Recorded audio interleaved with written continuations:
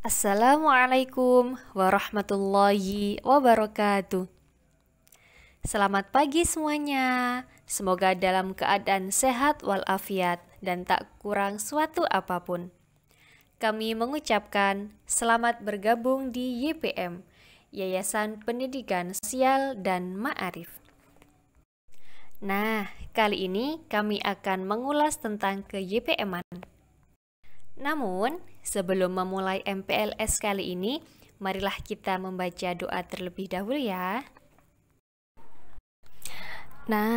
Namun sebelum kita memulai untuk berdoa, sebagai adab kepada Allah Subhanahu wa Ta'ala, sebagai bentuk kesungguhan kita dalam berdoa, maka kita rapikan dulu baju dan membersihkan sekitar kita. Karena Allah telah berfirman, Bismillahirrahmanirrahim, Wallahu yuhibbul mutahhirin, yang artinya, dan sesungguhnya Allah menyukai orang-orang yang bersih. Surat At-Taubah ayat 108.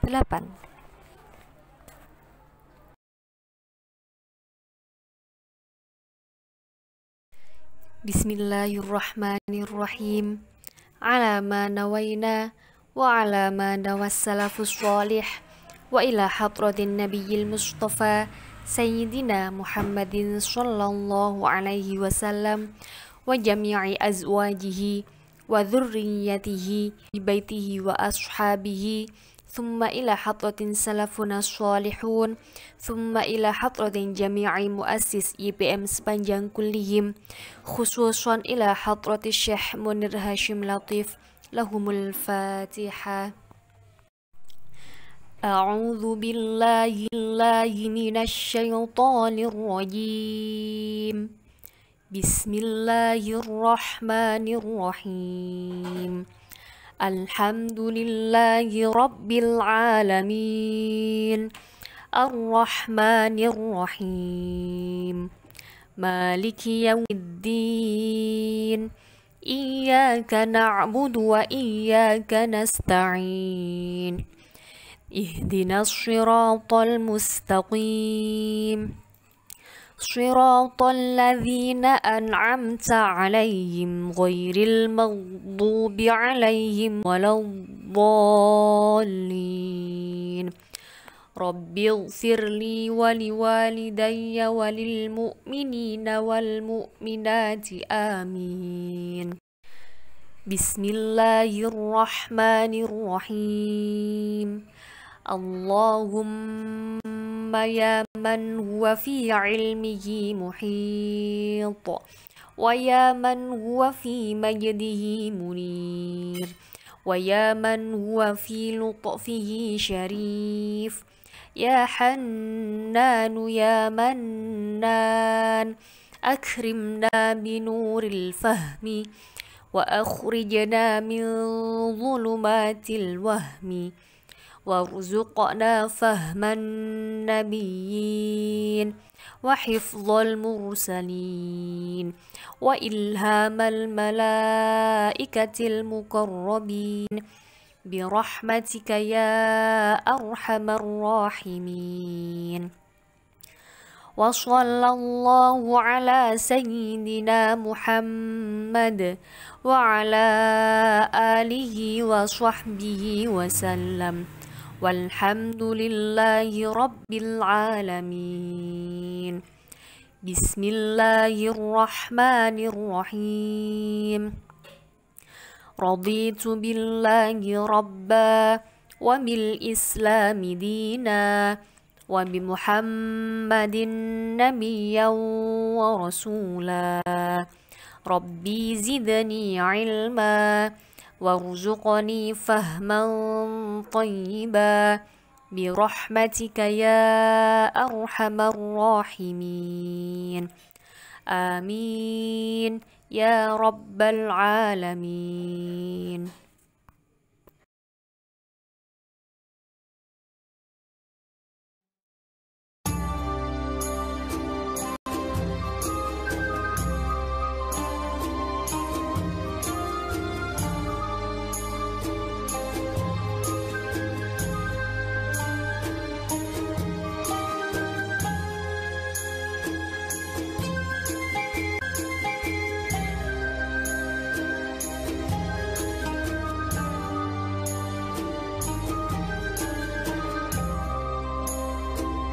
صلاة الله سلام الله على طه رسول الله صلاة الله سلام الله على ياسين حبيب الله صلاة الله سلام الله على طه رسول الله صلاة الله سلام الله على ياسين حبيب الله توسلنا بسم الله وبالهادي رسول الله توسلنا بسم الله وبالهادي رسول الله وكل مجاهد لله بأهل البدر يا الله صلاة الله سلام الله على طه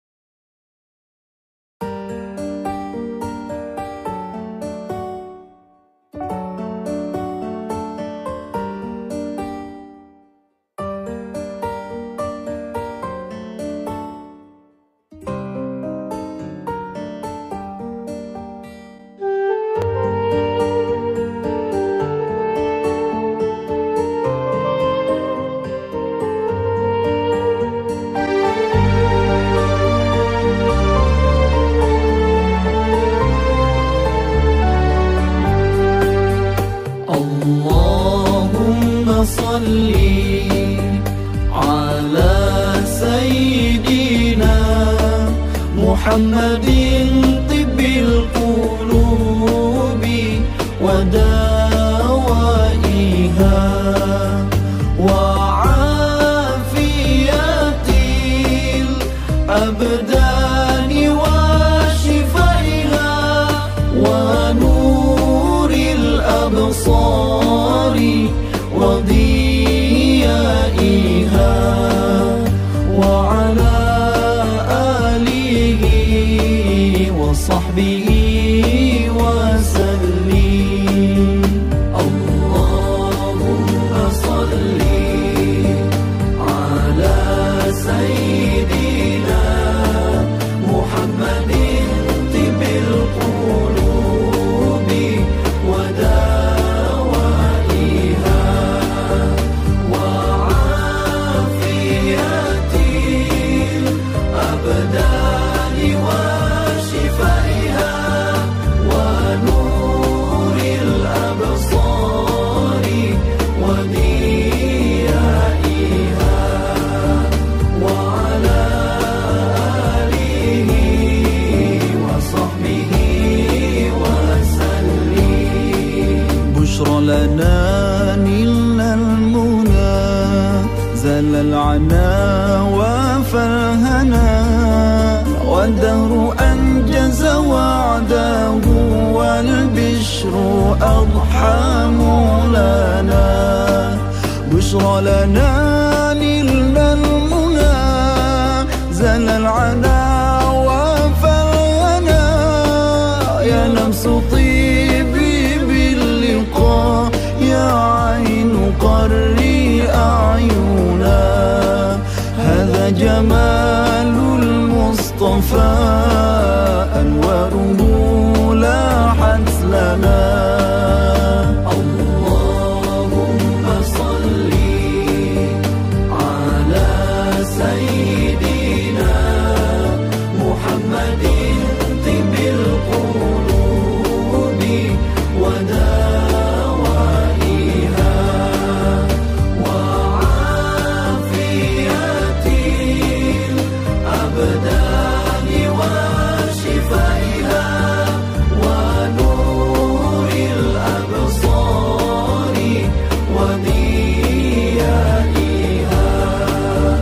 وعلى آله وصحبه وسلم.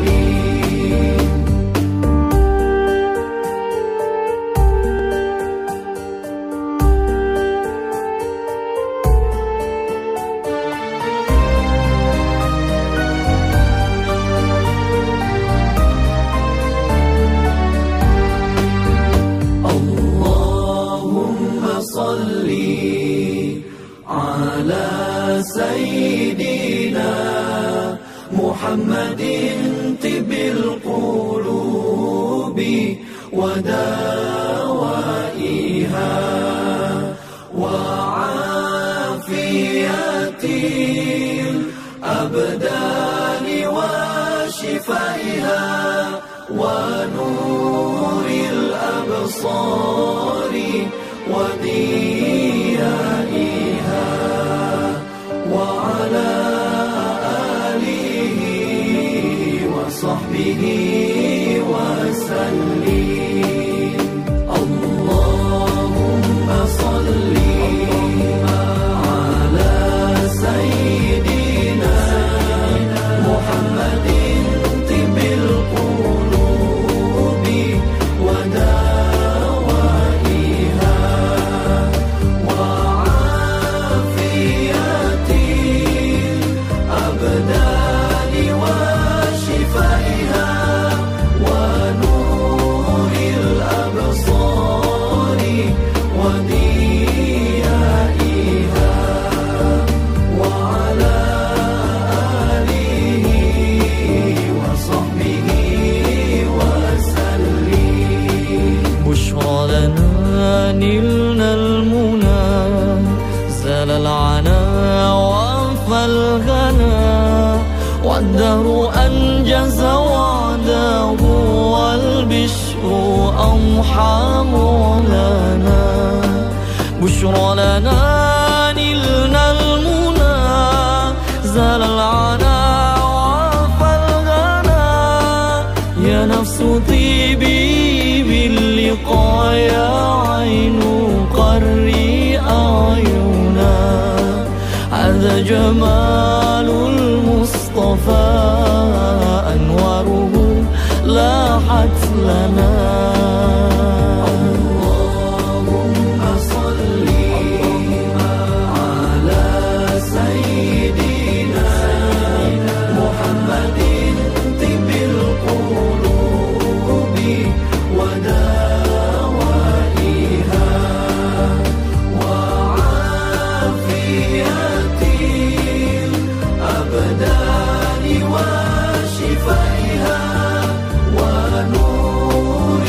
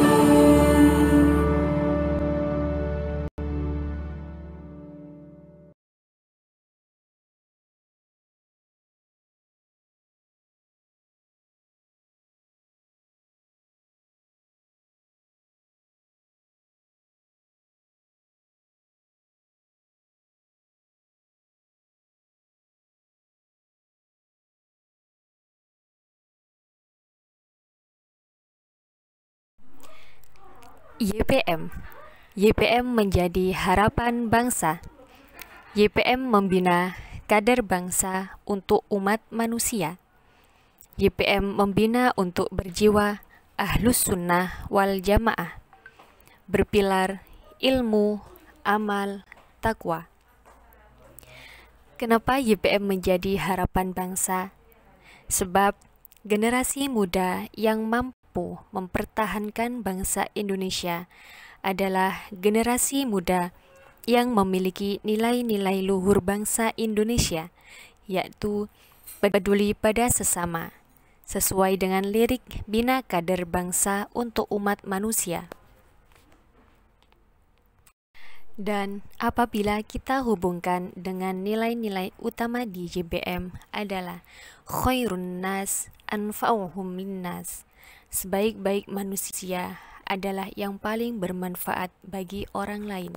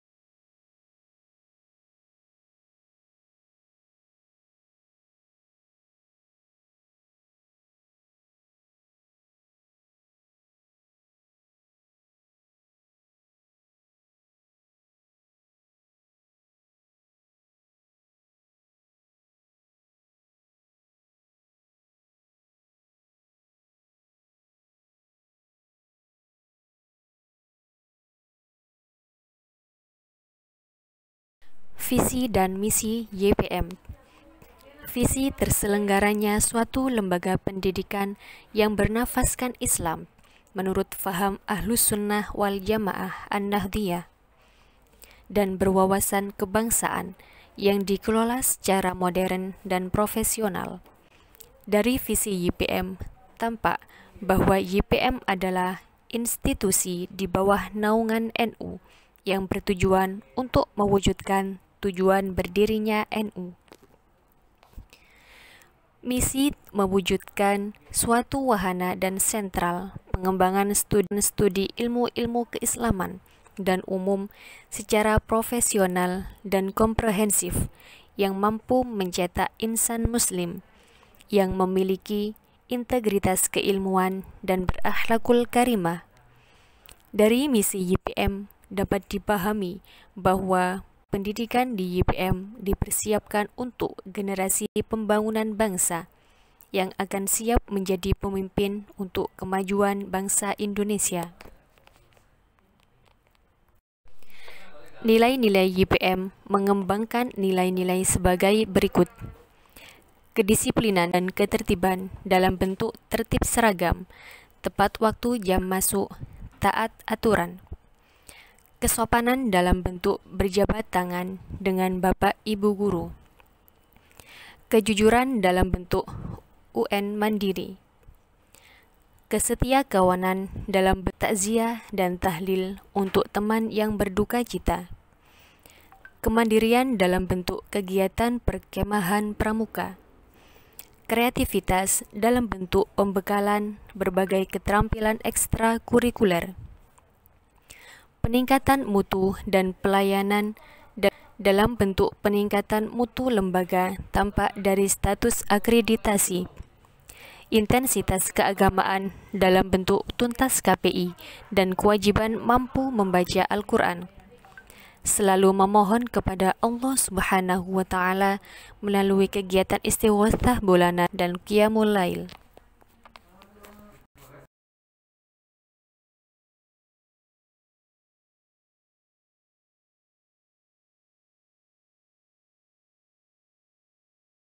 Ini dia anak-anak satuan pendidikan yang dikelola oleh YPM. Apa saja? Ada usia prasekolah atau bisa dikatakan PAUD atau TK. Kemudian yang kedua, sekolah dasar. Yang ketiga, sekolah lanjutan pertama atau SMP. Yang keempat, sekolah lanjutan atas, SMU atau SMK.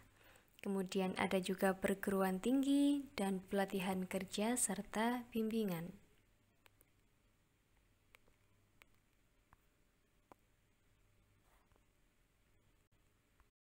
Kemudian ini ada nama sekolah atau perguruan tinggi juga. Untuk tingkat SLTP atau biasa dikatakan dengan SMP, yang pertama ada SMP YPM 1 Sepanjang. Yang kedua ada SMP YPM 2 Panjunan. Yang ketiga ada SMP YPM 3 Beringin Bendo. Yang keempat ada SMP YPM 4 Bohar. Yang kelima SMP YPM 5 Driorejo. Yang keenam SMP YPM 6 Tarik di Krian ya. Yang ketujuh SMP YPM 7 Sarirogo. Yang kedelapan MTS YPM 1 Wonoayu. Kemudian untuk tingkat SLTA atau bisa dikatakan sebagai tingkat SMA ada 4. Yang pertama SMA Wahid Hashim 2 Sepanjang. Yang kedua SMA YPM 2 Panjunan di Sukodono. Yang ketiga, nah ini yang paling jauh, SMA YPM 3 Sumobito, adanya di Jombang. Yang keempat ada SMA YPM 4 Driorejo Gresik. Kemudian untuk sekolah kejuruan ada 9. Yang pertama ada SMK YPM 1, SMK YPM 2, SMK YPM 3, SMK YPM 4, SMK YPM 5, SMK YPM 7, SMK YPM 8, SMK YPM 11, SMK YPM 14. Kemudian untuk perguruan tinggi, YPM mempunyai Universitas Ma'arif Hasyim Latif yang letaknya ada di Megare Sepanjang.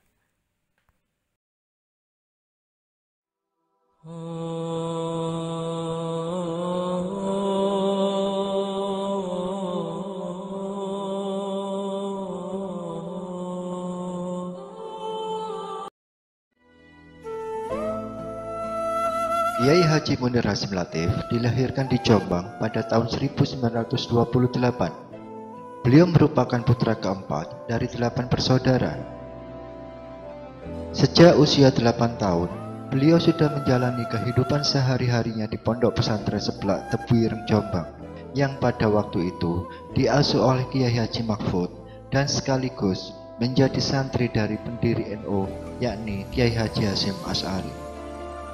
Di kehidupannya di pondok pesantren, Kiai Haji Munir Hasyim Latif waktu kecil sudah banyak menerima ilmu-ilmu keagamaan. Penerapan ilmu keagamaan dalam kehidupan harian pondok pesantren seperti sholat 5 waktu yang selalu tepat waktu di masjid, saling gotong royong, dan bahu-membahu di antara semua masyarakat yang ada di pesantren.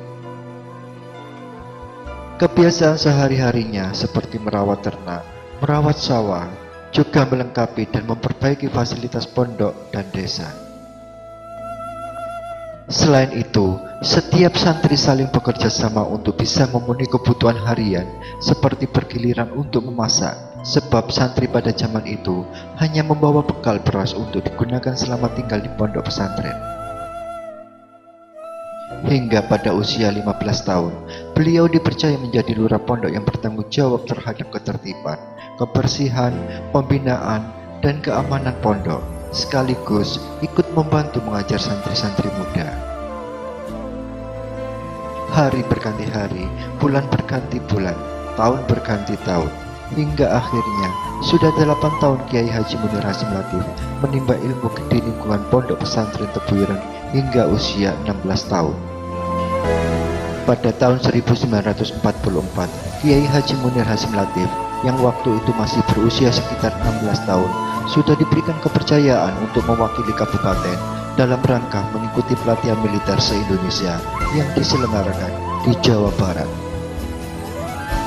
Dengan usia yang relatif masih sangat muda, waktu itu beliau mampu untuk menunjukkan bahwa segala sesuatunya harus disikapi dengan disiplin yang tinggi. Sikap patuh dan taat terhadap aturan yang diberlakukan selama di pondok pesantren telah membawanya kepada pembentukan karakter yang lebih matang dan mandiri. Pada usianya yang sudah menginjak 17 tahun, Kiai Haji Munir Hasim Latif melatih kemiliteran kepada pemuda-pemuda Jombang untuk membentuk sikap ketegasan dan percaya diri bahwa bangsa Indonesia bukanlah bangsa yang terus-menerus bisa dijajah oleh bangsa asing.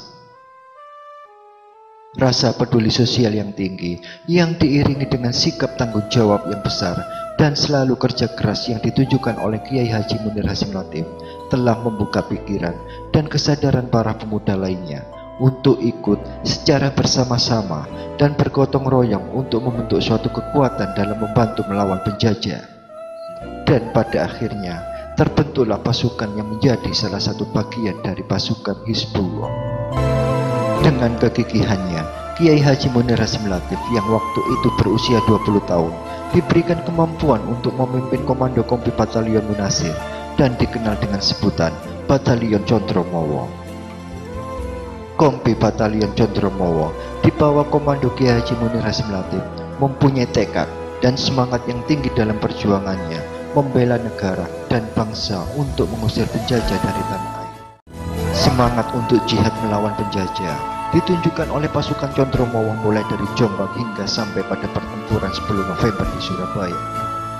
Atas perlindungan dan pertolongan Allah Subhanahu wa taala, Kiai Haji Munir Hasim Latif dan pasukannya diberi kekuatan sehingga selamat dari berbagai kepungan dan gempuran meriam dan tank. Ajaran yang pernah diterima semasa di pondok pesantren membuat Kiai Haji Munir Hasim Latif mempunyai keyakinan tinggi bahwasanya Allah Subhanahu wa taala akan memberikan pertolongan pada hambanya yang sedang berjuang. Kiai Haji Munir Hasim Latif juga sangat aktif di organisasi NU. Hal ini dibuktikannya dengan keikutsertaannya dalam kegiatan-kegiatan ke-NU-an dan pernah menjadi ketua PWNU Jawa Timur untuk periode 1979 hingga 1982. Kemudian pada periode 1984 hingga 1991 menjadi salah satu ketua PBNU di masa era Kiai Haji Ahmad Muhammad Hasan Shiddiq selaku Rois Suriah dan ketua umumnya adalah Kiai Haji Abdurrahman Wahid.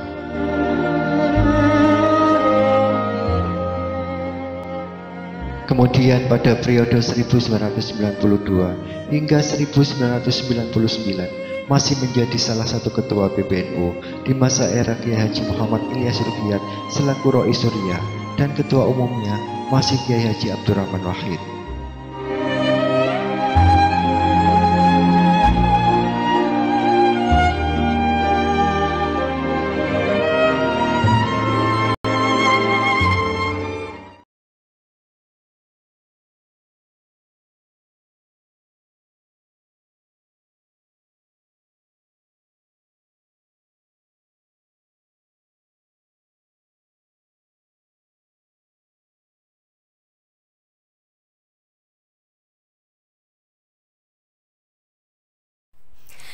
Kiai Haji Munir Hashim Latif lahir di Sumobito, Jombang, tanggal 17 Mei 1928.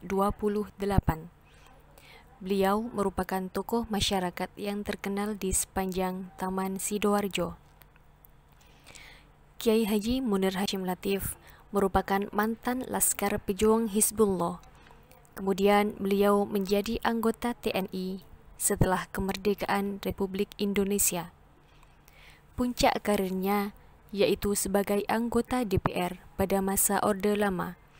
Begitu juga tokoh pendiri Yayasan Pendidikan dan Sosial Ma'arif yang tersebar di beberapa kabupaten.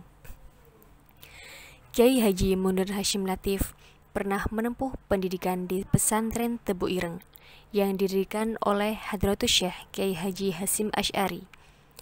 Pada tahun 1938 mulai masuk pendidikan pesantren Sablak pada usia 8 tahun.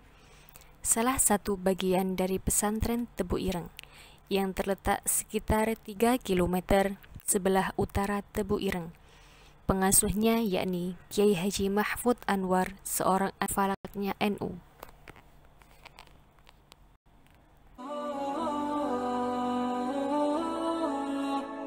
Dikisahkan di sudut pasar Madinah Al-Munawwarah, seorang pengemis Yahudi buta, apabila ada orang yang mendekatinya, ia selalu berkata, "Wahai saudaraku, jangan dekati Muhammad.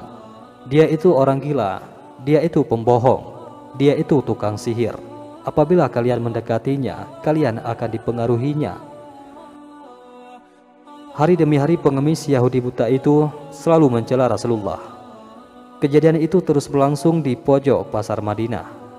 Sebagai nabi yang diberi wahyu, Rasulullah tentu tahu apa yang dilakukan pengemis Yahudi buta itu.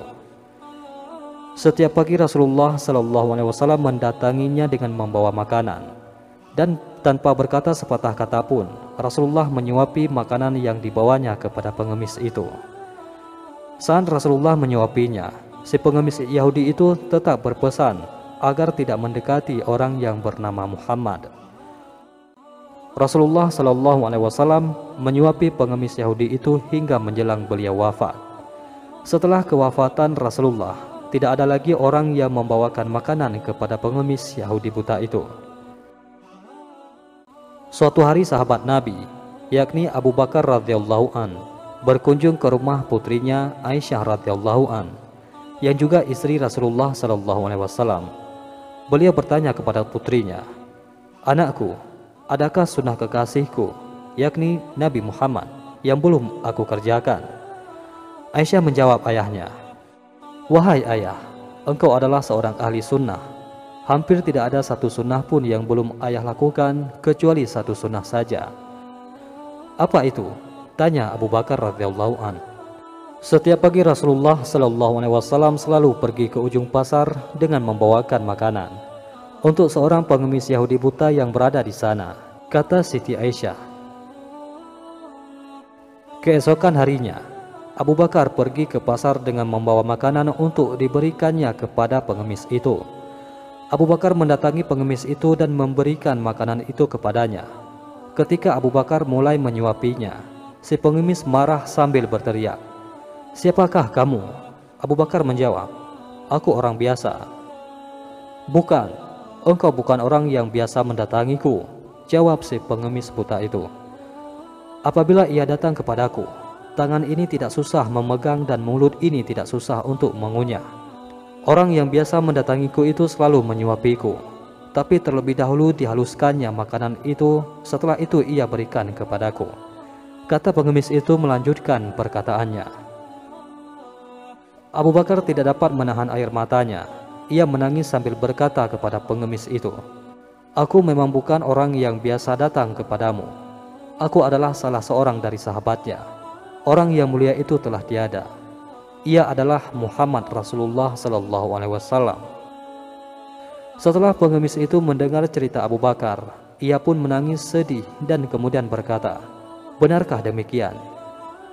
Selama ini aku selalu menghinanya, memfitnahnya. Ia tidak pernah memarahiku sedikit pun. Ia mendatangiku dengan membawa makanan setiap pagi. Ia begitu mulia." Pengemis Yahudi buta itu akhirnya bersyahadat di depan Abu Bakar radhiyallahu anhu. Demikianlah kisah Rasulullah sallallahu alaihi wasallam dengan pengemis Yahudi buta. Nabi Muhammad sallallahu alaihi wasallam mengajarkan kepada kita betapa kelembutan akhlak dan budi pekerti yang baik dapat mendatangkan kebaikan kepada orang lain.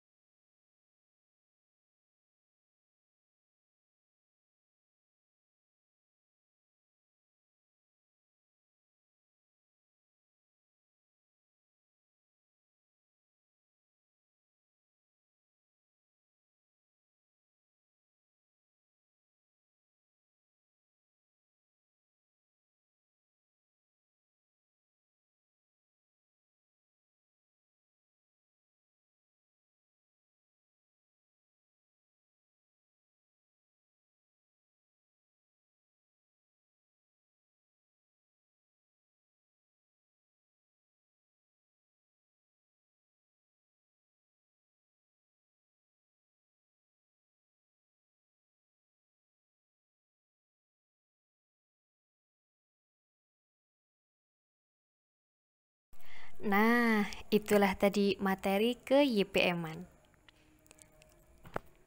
Semoga bermanfaat bagi kita semuanya. Sebelum kami akhiri, marilah bersama-sama membaca doa akhir pembelajaran. Bismillahirrahmanirrahim. Allahumma shalli wa sallim ala sayyidina Muhammad wa ala ali sayyidina Muhammad walhamdulillahi rabbil alamin. Allahumma inni astaudi'uka ma 'allamtani فاردده إلي عند حاجتي إليه ولا تنسنيه يا رب العالمين وصلى الله على سيدنا محمد وعلى آله وصحبه وسلم والحمد لله رب العالمين. Jangan lupa untuk tetap menjaga kesehatan. Kami akhiri. Wassalamualaikum warahmatullahi wabarakatuh.